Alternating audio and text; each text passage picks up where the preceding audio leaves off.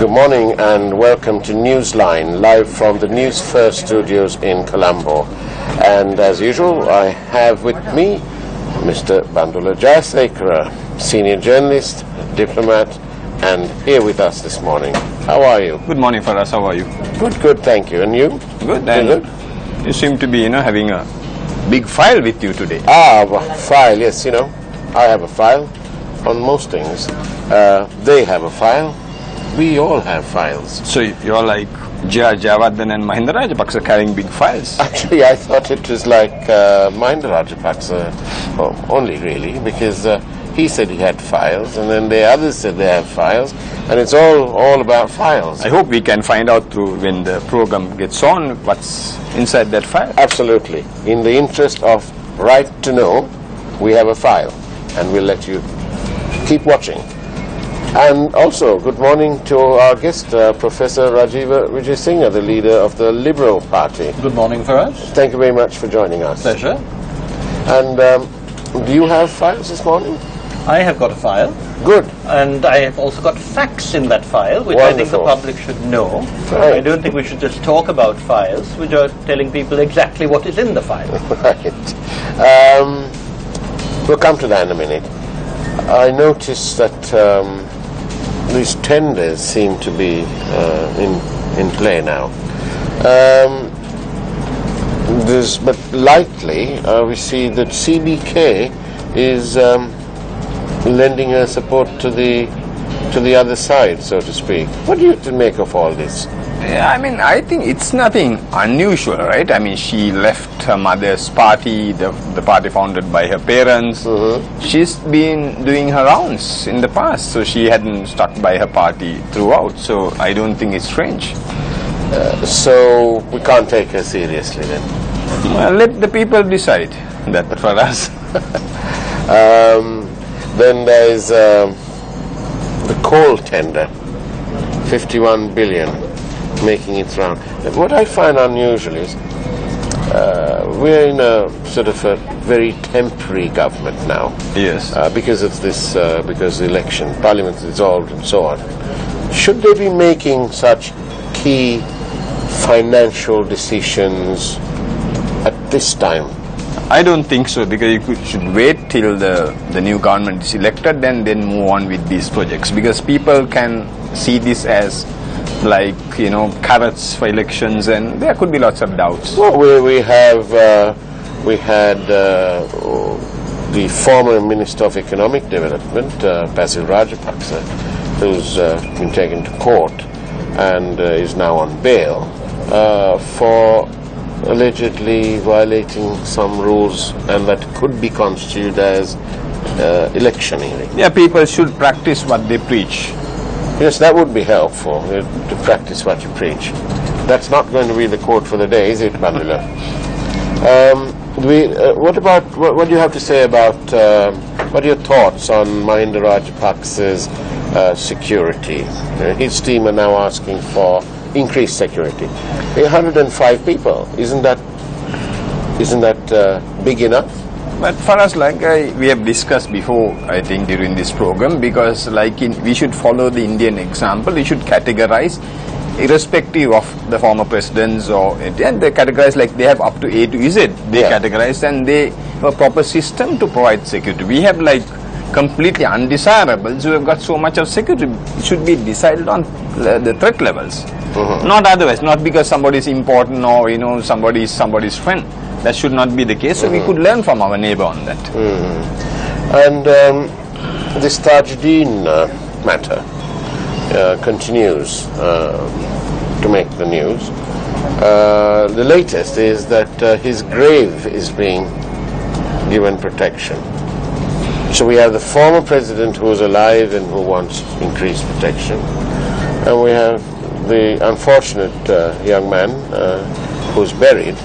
And he's not being allowed to rest in peace, is he? Yeah, that's what I think we are known as land like no other, or the small miracle, or the miracle of Asia, or even say wonder of Asia. That's what I think we call ourselves.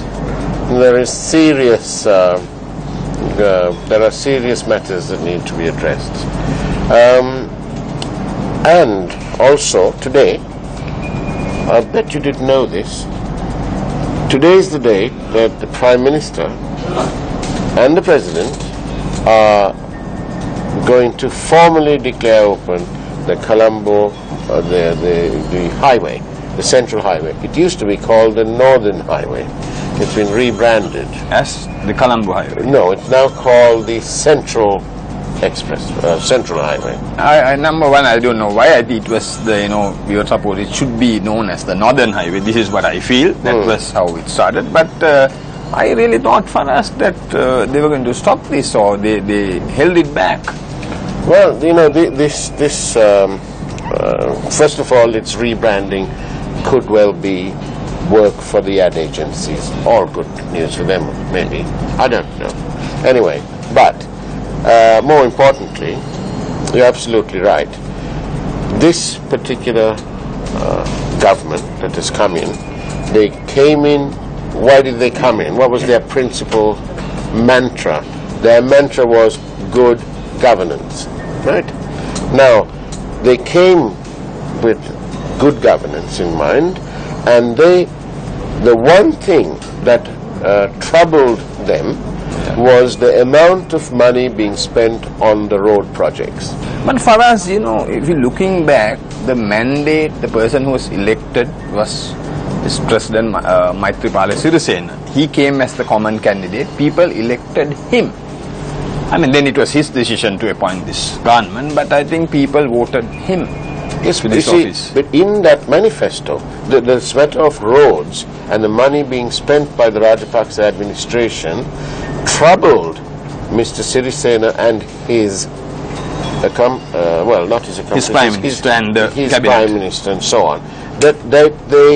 It troubled them so much that they actually deemed it fit to say in the manifesto, and it is there for everyone to see, it's not being made up, that the contractor undertaking one section, namely the Kadawatha to Kerawalapitiya section, they suggested that it was so inflated that 90% was actually for commissions. Yeah, and now they are fishing in troubled waters. Now they're not even, it's more than, this is a blatant abuse of the system. And do you know how much this was worth? No, I would. Maybe it's inside your file. Ah, the file, yes, it's all there in this file. Right. 157 billion rupees belonging to the people of Sri Lanka, Now, you'd think that they take a little bit of time to analyze, to go through the figures and go through whatever. Yeah, that's the normal procedure for us, so people have to follow procedure. If I open my file and I have a document here that gives us the timeline, 157 billion rupees negotiated over a weekend. Absolutely fascinating. Over a weekend? Over a weekend. It says, Prime Minister's office sends a letter under the signature of its secretary to the Prime Minister on the 16th of July saying the Cabinet Subcommittee on Economic Affairs has approved committees to oversee the rates and the procurement and the financial function of the Central Expressway. Okay? None of these committees are properly constituted as per government required guidelines. Good governance. Breakdown. Between Friday and Sunday, they finalize all this. Was it finalized at some resort down south? Goodness knows. However, on the 20th of July, the Department of External Resources writes to the Ministry of Highways, which received the letter the next day, the 21st, finalizing the contracts and preparing the contract agreements, saying that the approval was granted by the Cabinet of Ministers for contract awarding even before the Cabinet approved the contract, which the Cabinet meeting was on the 22nd. So this is absolutely fascinating. So they knew what was coming. So they had it all prepared. The reason, by the way, Bandhule, that we're bringing this up is because it comes under the right to information. The people of this country have every right to know what's happening to their money. Yeah. And clearly, this abuse of the established procedure is not the preserve of any one party. And this is not good governance. It's not. And Professor Rajiv, you've made some comments about this, I think, on your Facebook page. So, what do you have to say? What's happening here? I'm immensely saddened that despite the commitments with which several of us wanted to change in January, the Prime Minister seems determined to absolutely flout the mandate that was given to His Excellency the President. I think this is a case full of lies, full of deceit, and full of dishonesty. And I say this for some of the reasons you've given, but I think it's also hypocritical. You know, you cited perfectly correctly that there is only one example in this whole manifesto of a concrete allegation. You know, we've all heard about corruption. I must grant that I too thought there was corruption on the last government. I felt we had to look at it. I told Karu Jayasuriya how he should address this without vindictiveness, because the people needed their money back. That was the purpose, not hounding people for political advantage. But Karu sent me a note saying these are very nice ideas, but the culture is difficult to change. I said we were elected to change that culture, not to sit back and go for electioneering. Now the concrete line here. Yes, what's the concrete line you have? The concrete line, if a total of rupees 7.3 billion is spent per kilometre on the construction of the Kadawatha-Kerala-Pitya highway, the amount pilfered is 5.2 billion. Right. The claim is that 90% is pilfered. Now, to give you some facts. Where is it going, Rajiv? Well, it wasn't pilfered. Yeah. That's the whole blooming point. The contract was for about 66 billion. Ranil Wickremesinghe claimed that he had negotiated it down and saved 30 billion. He said nearly 40%. It's all cited in the Daily News. Yeah. But the report indicates how this so-called saving was made. It was by cutting down the highway. A chap called Mr. Fernando, who did a recommendation saying you don't need so many lanes, you don't need provision for so many lanes, you can reduce the height of the culverts and the breadth of the culverts. You can cut down one of the interchanges. So in this way, he suggested that instead of 66, it should come down to about 33. And then he said you could perhaps reduce by 25%, but he also said that the BOQ, the rates in the BOQ, were perfectly acceptable. Correct. Now, what does Mr. Wickremesinghe do, having made this boast to the people, that says he'd saved 40%? Maybe we should ask Bandula what he thinks Mr. Wickremesinghe said or did. It's difficult for me to say what he thinks and what he thought, you may have and what he'll do. It's difficult for me. The point is that the Prime Minister said, the Prime Minister, this is the Prime Minister of this country, said, I have been instrumental in saving 30 billion, nearly 40%. Absolutely fantastic. But not 90%, remember. But it was not 90%. But it should not be on paper, just the paper alone. Everything is here in this file. We've got files. No, what I meant is that you should save it for the people, not just to save. Yes, but the point is, what did he do with the 30 billion that was saved? Did a note be sent to the Treasury to say we've saved 30 billion, pay the contractor 66 minus 30, 36? No, he didn't do that. Then what did he do? He awarded the contract to the same contractor for the same price and at the same rate. You'll say to me, well, how? Why? Well, he changed the 6-lane to 4-lane. It's like you get a contractor to build you a 6-story house. You do your little trip to Australia and you come back and you say, hey dude, I've only got 4 floors now. Where's my 2 floors? And where's my swimming pool and where's my whatever? And he says, well, sir, you know, you wanted to save money, so I thought I'll reduce it. So he says, okay, where's my money then? Where's the balance? So I built you another little cottage on the side with the extra. That's fine if you did it. That's in the file. It's in the file. Now, what they should have done is they used the same money to award the same contractor another section of the highway. Yeah, Now, there was no tender. There was no tender. So where is good governance? And let me read to you, this is a note to the Cabinet of Ministers. It says, the date is the 30th of March of this year. Unsolicited proposals in general should not be accepted as a matter of policy. In the future, all proposals should follow the guidelines on government tender procedure issued in 1998. But here we have on the 30th of March, they're saying this. And over a weekend in July, they do award, it's an unsolicited bid. And for us also, I'm also surprised, why a weekend? Why during a weekend? I mean, it's supposed to be a holiday, or it's election time, true. But why a weekend? But Rajiv, why is that? I want to ask you this. This note to the Cabinet of Ministers is signed by Ranil Wickremesinghe. He's the Minister of, apart from being the Prime Minister, the Minister of Policy Planning, Economic Affairs, Child, Youth and Cultural Affairs. Nowhere does it say that he is the Minister of Highways.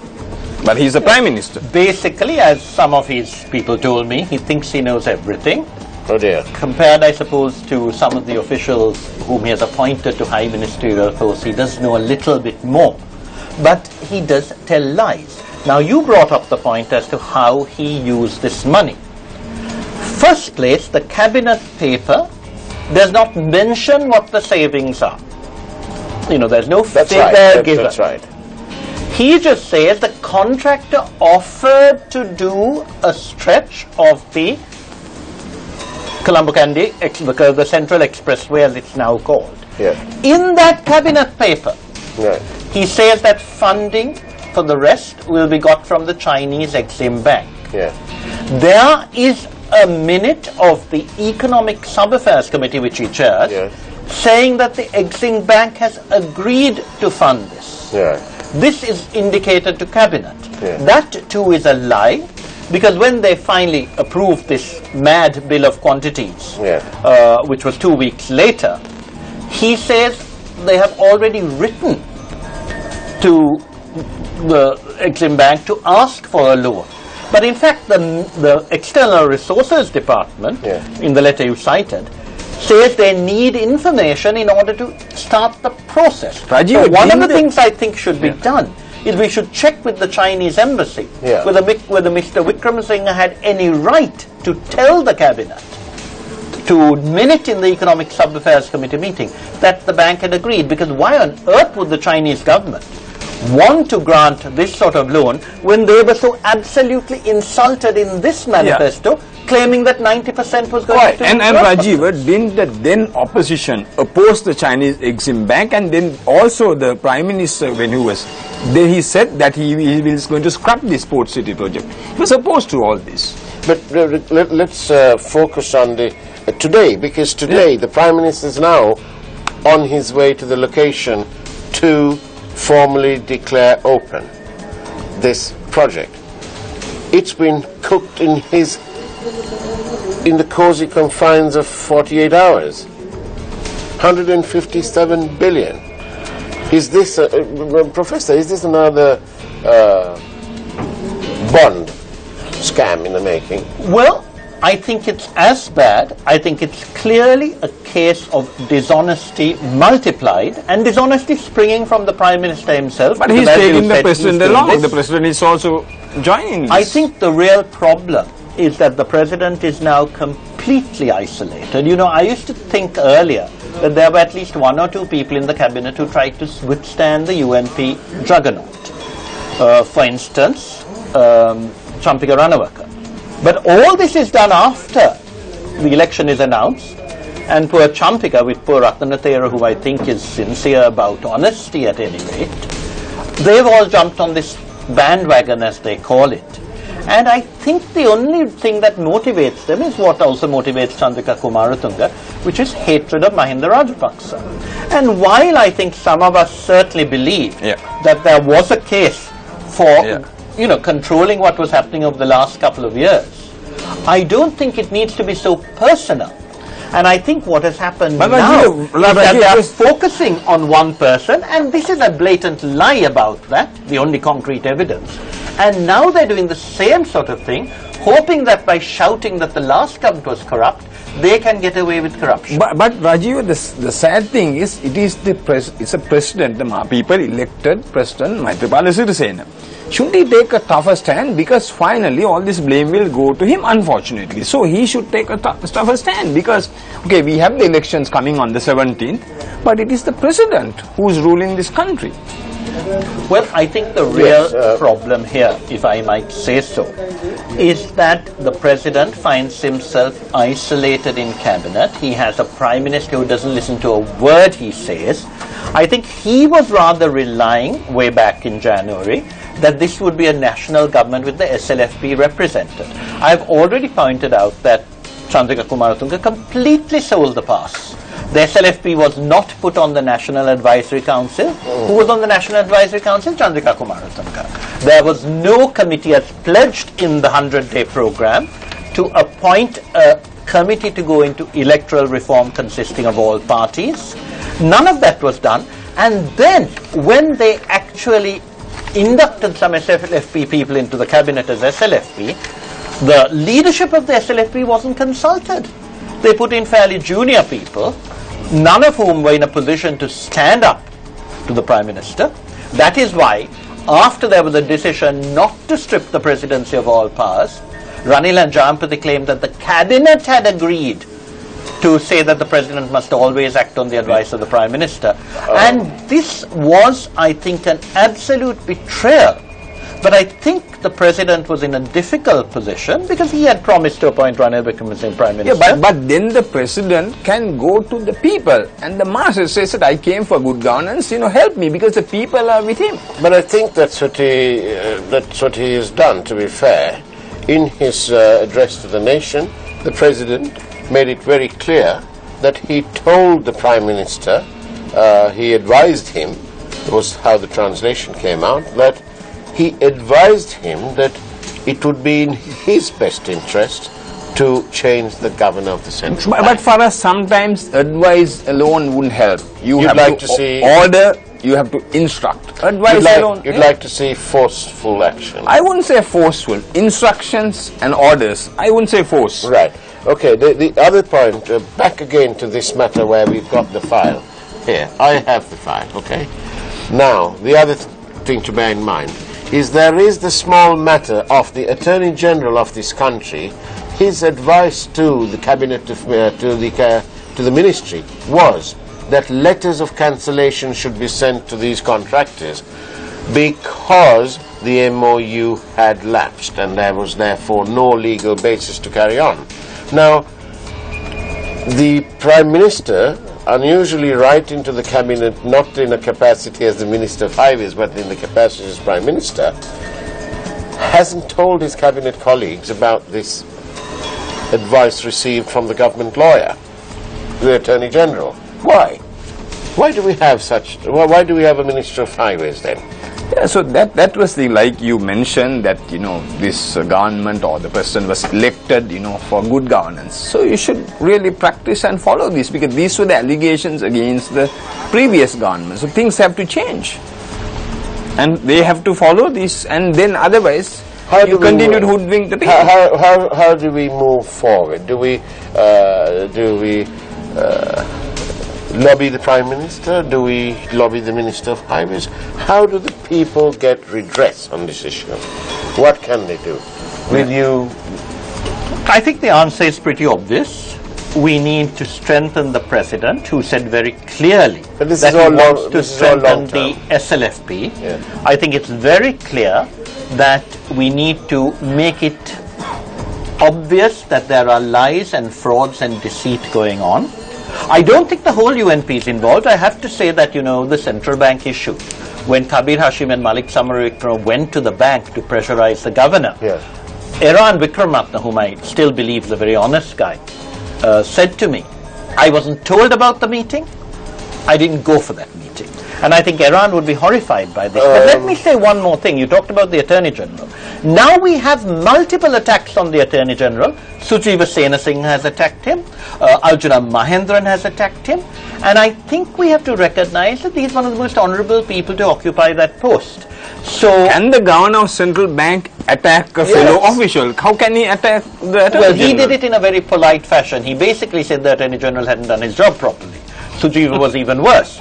But this brings you to the letters. The cancellation that was advised by the Attorney General was, as you said, because the contracts had lapsed. What Ranil instead told the Cabinet was that though the contracts had lapsed, there were claims for the startup costs, which is true in the contract. But he never said what those costs were.